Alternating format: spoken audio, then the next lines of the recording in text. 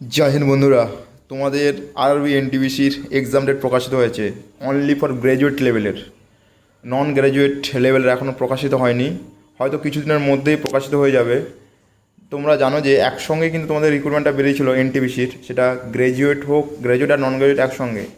But তোমরা জানো যে গ্র্যাজুয়েট লেভেলের যে ভ্যাকেন্সি ছিল তোমাদের 8,113টা টোটাল ভ্যাকেন্সি ছিল, তারই এক্সাম ডেটটা প্রকাশিত হয়েছে।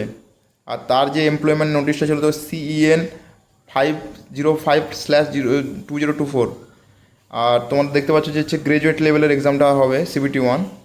তার এক্সাম ডেটটা দেখো দিয়েছে যে হচ্ছে 5ই জুন থেকে 23শে জুন পর্যন্ত। টোটাল তোমাদের 15 দিন এক্সাম হবে, এক্সাম হবে।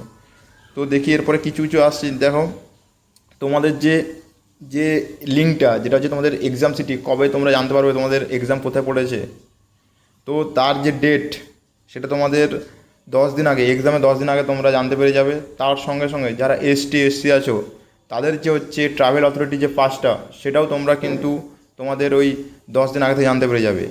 এরপর যে যে কল লেটারটা, মানে যে অ্যাডমিট কার্ডটা লাগবে, তার কিন্তু যে লিঙ্ক, সেটা তোমরা কিন্তু ওয়েবসাইটের মধ্যে পাবে। সেটা কবে থেকে না, হচ্ছে 4 দিন আগে থেকে, এক্সামে 4 দিন আগে থেকে তোমরা ওটা পেয়ে যাবে।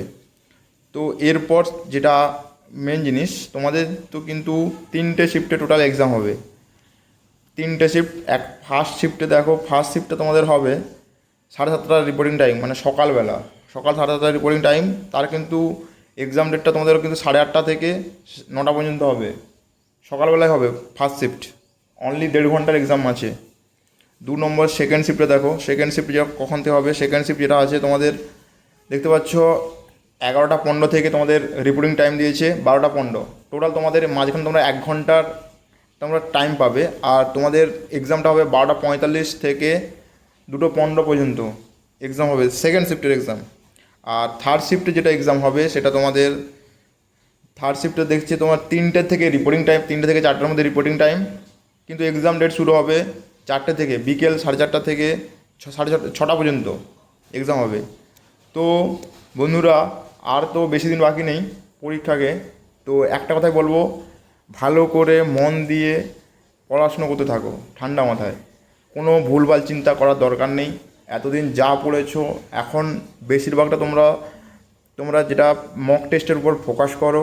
আর যেটা হচ্ছে রিভিশন, বারবার যতবার রিভিশন করতে পারো, আর বারবার যতবার মক টেস্ট লাগাও, সেইগুলোকে বারবার, যেগুলো মক টেস্ট দিচ্ছ সেগুলোকে চেষ্টা করো হচ্ছে কোনো একটা ফাঁক টাইমে তোমরা সেটাকে হচ্ছে রিভিউ করার চেষ্টা করো। যে আগে আমি যে মক দিয়েছিলাম, তার যে কোশ্চেনগুলো ভুল হয়েছিল, সেইগুলো আমি আরেকবার দেখব।